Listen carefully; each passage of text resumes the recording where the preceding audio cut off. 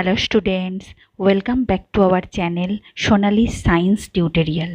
আমি গতদিনের ক্লাসে দশম শ্রেণীর ভৌতবিজ্ঞানের প্রথম চ্যাপ্টারটা পরিবেশের জন্য ভাবনা শুরু করেছিলাম। তো কিছুটা অংশ আমাদের পড়ানো হয়েছিল। আজকে আমি তারপর থেকে শুরু করব।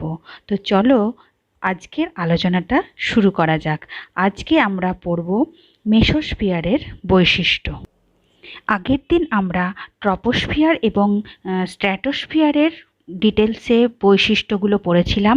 তো আজকে আমরা তার পরের স্ফিয়ার মেসোস্ফিয়ার নিয়ে আলোচনা করব। তো মেসোস্ফিয়ারের বৈশিষ্ট্যগুলো দেখার আগে চলো আরেকবার আমরা সেই ছবিটা দেখে নিই। দেখো এই ছবিটাতে আগের দিন আমি ট্রপোস্ফিয়ার এবং স্ট্র্যাটোস্ফিয়ারের যে মানে বৈশিষ্ট্যগুলো পড়িয়েছিলাম, তখন তোমাদেরকে এখান থেকেই মানে কত দূর পর্যন্ত ট্রপোস্ফিয়ার এবং স্ট্র্যাটোস্ফিয়ার বিস্তৃত সেটা আমি দেখিয়েছিলাম। এখানে এবার ছবিতে স্ট্র্যাটোস্ফিয়ারের দেখো ওপরের স্তরে একদম ওপরে রয়েছে মেসোস্ফিয়ার। এই যে মেসোস্ফিয়ারটা এই যে, ঠিক আছে। তো স্ট্র্যাটোস্ফিয়ার, তারপরে স্ট্র্যাটোস্ফিয়ারের যে সীমানা সেটা হচ্ছে স্ট্র্যাটোপোজ, এবং স্ট্র্যাটোপোজটা যেই অতিক্রম করছে মানে যেখান থেকে মেসোস্ফিয়ার শুরু হচ্ছে সেই স্ট্র্যাটোপোজের পরেই আমাদের শুরু হচ্ছে মেসোস্ফিয়ার। তো মেসোস্ফিয়ারের বৈশিষ্ট্যগুলো এবার আমরা দেখে নিই। প্রথমেই বলেছে দেখো 1 নম্বর বৈশিষ্ট্য যে স্ট্র্যাটোস্ফিয়ারের ঠিক ওপরের অঞ্চলের নামই হচ্ছে মেসোস্ফিয়ার, ঠিক আছে। এই স্তরের উচ্চতা হচ্ছে 50 থেকে 80 কিলোমিটার, এবং এই স্তরের উচ্চতা বৃদ্ধির সাথে সাথে তাপমাত্রাও হ্রাস পায়, এবং তাপমাত্রা নামতে নামতে একসময় -95 ডিগ্রি সেন্টিগ্রেডে যায়, এবং এই উষ্ণতাই হলো বায়ুমণ্ডলের সবথেকে কম উষ্ণতা, মানে সর্বনিম্ন উষ্ণতা, ঠিক আছে। আর একটা কথা যেটা হচ্ছে এই স্তরের ওপরের সীমানা মানে যতদূর পর্যন্ত মেসোস্ফিয়ার বিস্তৃত সেই সীমানাটার নাম হচ্ছে মেসোপোজ, ঠিক আছে।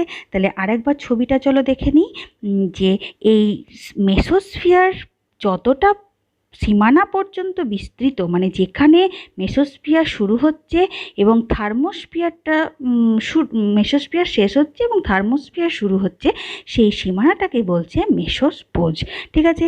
তাহলে এখানেও দেখো যে উচ্চতাটা এখানে 50 থেকে 80 কিলোমিটার পর্যন্তই রয়েছে, এখানে 50 থেকে 80 কিলোমিটার, ঠিক আছে। তো এই গেল আমাদের মেসোস্ফিয়ারের বৈশিষ্ট্য।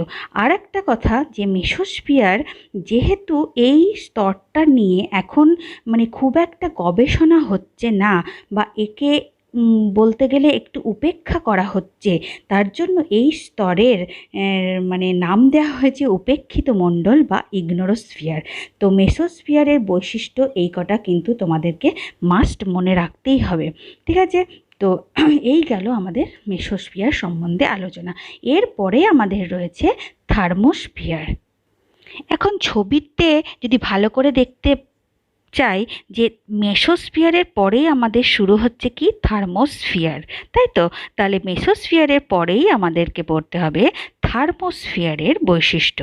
তো থার্মোস্ফিয়ারের বৈশিষ্ট্যে 1 নম্বরেই রয়েছে প্রত্যেকটা স্ফিয়ারের বৈশিষ্ট্যের প্রথমেই যেমন থাকে সেরকমই মেসোপোজের ঠিক ওপরে রয়েছে থার্মোস্ফিয়ার, ঠিক আছে। আর থার্মোস্ফিয়ারে প্রথমে উচ্চতা বৃদ্ধির সাথে সাথে উষ্ণতাটা খুব তাড়াতাড়ি বাড়ে, কিন্তু উষ্ণতা তারপর যদি আমরা উচ্চতা বৃদ্ধি করি তাহলে কিন্তু উষ্ণতার বৃদ্ধির হার কমে যায়, ঠিক আছে। আর একটা খুব ইম্পর্টেন্ট বৈশিষ্ট্য হচ্ছে এই স্তরে তাপমাত্রা কিন্তু পৌঁছায় 1200 ডিগ্রি সেন্টিগ্রেড পর্যন্ত, এবং এই স্তরের উচ্চতা কত 85 থেকে 130 কিলোমিটার, ঠিক আছে। তো এইগুলো একটু মন দিয়ে ভালো করে পড়বে। আর এই স্তরের ওপরের সীমানার নাম হচ্ছে থার্মোপোজ। দেখো তোমরা কিন্তু প্রত্যেকটা স্ফিয়ারের বৈশিষ্ট্য মানে কিছুটা আলাদা হলেও কিন্তু রিলেট করে তোমরা পড়তে পারবে যে কার ওপরে রয়েছে, তাদের উচ্চতাটা কতটা পর্যন্ত বিস্তৃত এবং উষ্ণতা কীরকম পরিবর্তন হয়, এছাড়া এই স্তরের মানে ঊর্ধ্ব সীমানার নাম কি, এইগুলো কিন্তু তোমরা রিলেট করে করে অবশ্যই খুব সুন্দরভাবে মনে রাখতে পারবে। তো থার্মোস্ফিয়ারের পরেই রয়েছে, দেখো ছবিটার দিকে আরেকবার যদি তাকায়, দেখো থার্মোস্ফিয়ারের পরেই রয়েছে এক্সোস্ফিয়ার। ঠিক আছে, তো এক্সোস্ফিয়ারের বৈশিষ্ট্যগুলো কি, যে এই স্তরের উচ্চতা কিন্তু 500 থেকে 600 কিমি। ঠিক আছে, আর এই স্তরে খুব কম ঘনত্ব বিশিষ্ট গ্যাস থাকে, মানে যে গ্যাসগুলো থাকে সেগুলোর ঘনত্ব কিন্তু খুব কম, এবং এই স্তরের উষ্ণতা প্রচণ্ড বেশি হয় এবং বেড়ে সেটা 1240 ডিগ্রি সেন্টিগ্রেড পর্যন্ত পৌঁছায়। তো এই গেল আমাদের থার্মোস্ফিয়ার এবং এক্সোস্ফিয়ারের বৈশিষ্ট্য। তো মোটামুটি যে উচ্চতা এবং উষ্ণতার তারতম্য অনুসারে আমরা বায়ুমণ্ডলকে যে কয়েকটি ভাগে ভাগ করেছিলাম, যেমন 1 নম্বরে ছিল ট্রপোস্ফিয়ার, 2 নম্বরে ছিল স্ট্র্যাটোস্ফিয়ার, 3 নম্বরে ছিল মেসোস্ফিয়ার, 4 নম্বরে ছিল থার্মোস্ফিয়ার এবং 5 নম্বরে ছিল এক্সোস্ফিয়ার। তো এই স্ফিয়ারগুলো তার বৈশিষ্ট্য এবং কতটা উচ্চতা পর্যন্ত তাদের বিস্তার, এগুলো কিন্তু খুব ভালোভাবে আমরা পড়লাম, এবং তোমাদের কাজ হচ্ছে এগুলো ভালো করে মুখস্থ করা বা বুঝে বুঝে পড়ে মনে রাখা। ঠিক আছে, এখন এই স্ফিয়ারগুলো ছাড়া মানে ট্রপোস্ফিয়ার, স্ট্র্যাটোস্ফিয়ার, মেসোস্ফিয়ার, থার্মোস্ফিয়ার এবং এক্সোস্ফিয়ার ছাড়াও আমাদেরকে আরও গুরুত্বপূর্ণ 3টে স্ফিয়ারের কথা মানে অবশ্যই পড়তে হবে, এবং সেগুলো খুব পরীক্ষাতেও খুব কোশ্চেন দেয়। তো আমরা এক এক করে সেই গুরুত্বপূর্ণ স্ফিয়ারগুলোর সম্বন্ধেও আলোচনা করে নিই। চলো, 1 নম্বর হচ্ছে ওজোনোস্ফিয়ার বা ওজোন মণ্ডল।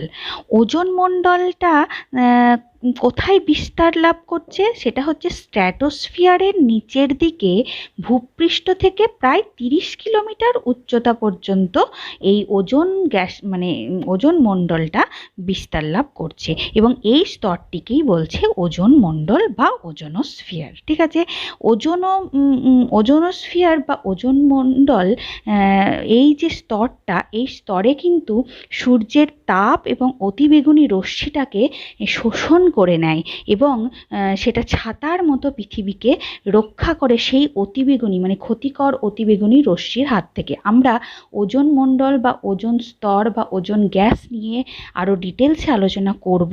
তো আজ এই মানে এখানে শুধুমাত্র ওজোন মণ্ডলটা কি বা কাকে বলে এইটুকুই আগে আমরা পড়ে নিই, পরে আমরা এর বিস্তারিত আলোচনা অবশ্যই করব। এর পরে যে স্ফিয়ারটা নিয়ে আমরা আলোচনা করব সেটা হচ্ছে আয়নোস্ফিয়ার বা আয়ন মণ্ডল। এখানে মানে কোথায় বিস্তৃত করছে মানে বিস্তার লাভ করছে, এই অঞ্চলটি মেসোস্ফিয়ারের ওপরের অংশ থেকে থার্মোস্ফিয়ারের মধ্যে এই অঞ্চলটা বিস্তার লাভ করছে। আর এই স্তরটিতে মানে এই স্তরটা কেন খুব গুরুত্বপূর্ণ, কারণ হচ্ছে এই স্তরটিতে বেতার তরঙ্গ প্রতিফলিত করে বেতার যোগাযোগে সাহায্য করে।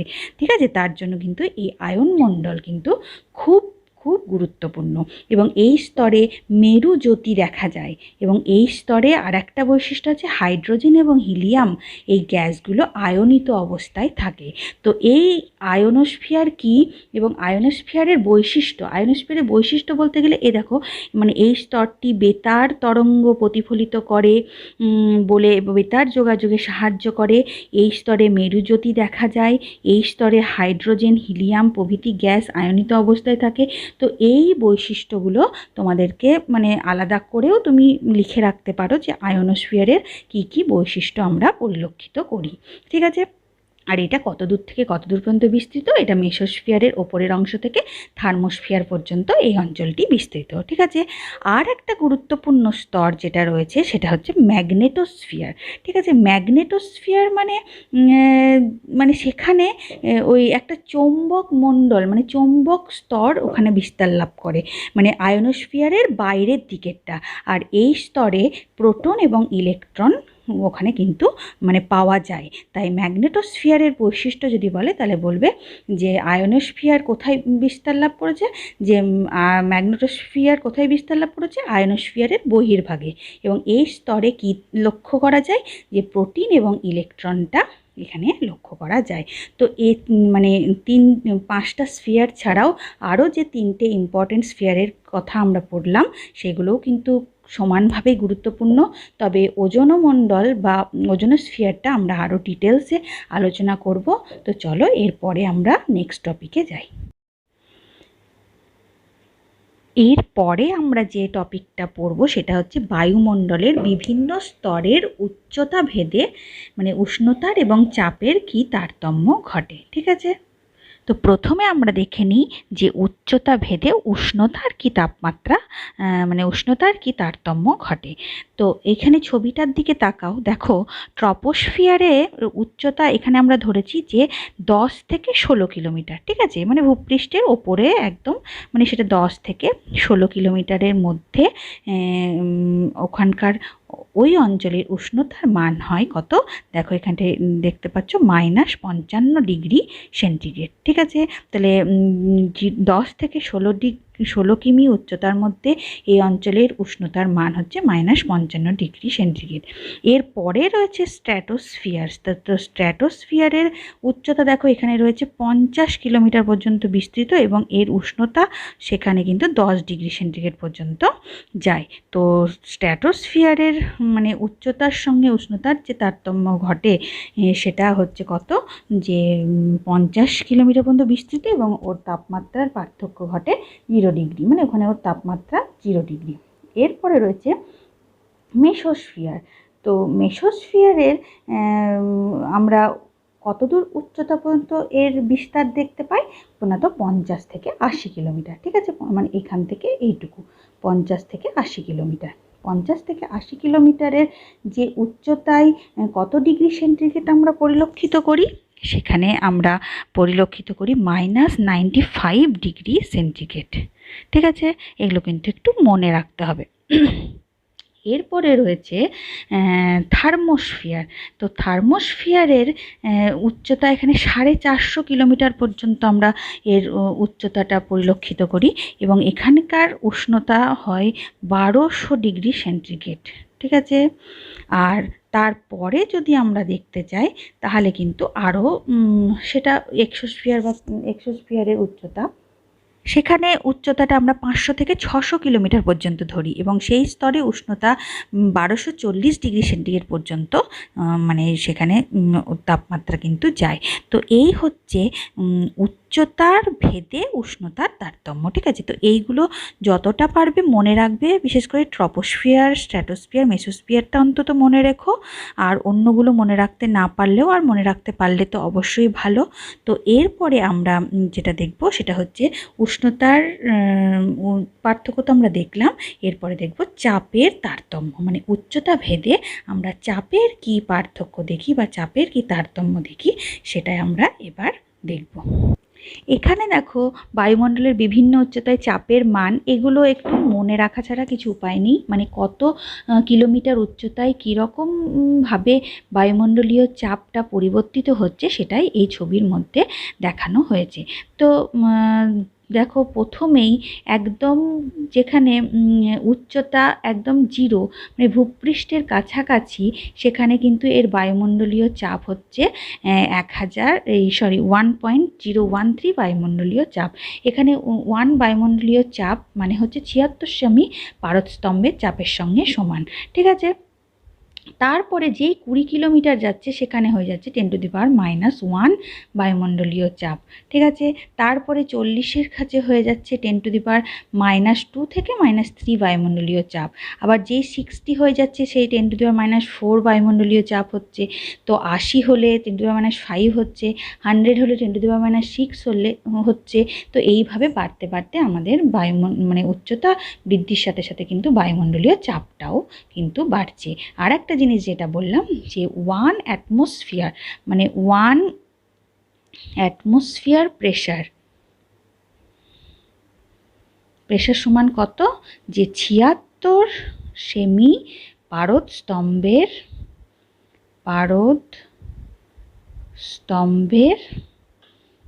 চাপ।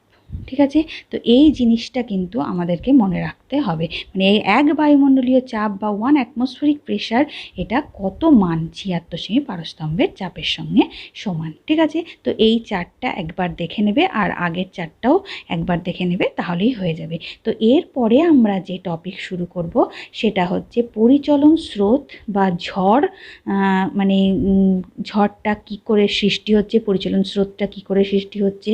তো আজকে আমি আর এগোচ্ছি না, আজকে এইটুকুই থাকছে। পরের দিন আমরা পরিচলন স্রোত বা ঝড় নিয়ে আলোচনা করব। তো আজকে এইটুকুই থাক, ততক্ষণ তোমরা ভালো থেকো, পড়াশোনা করতে থেকো। টাটা।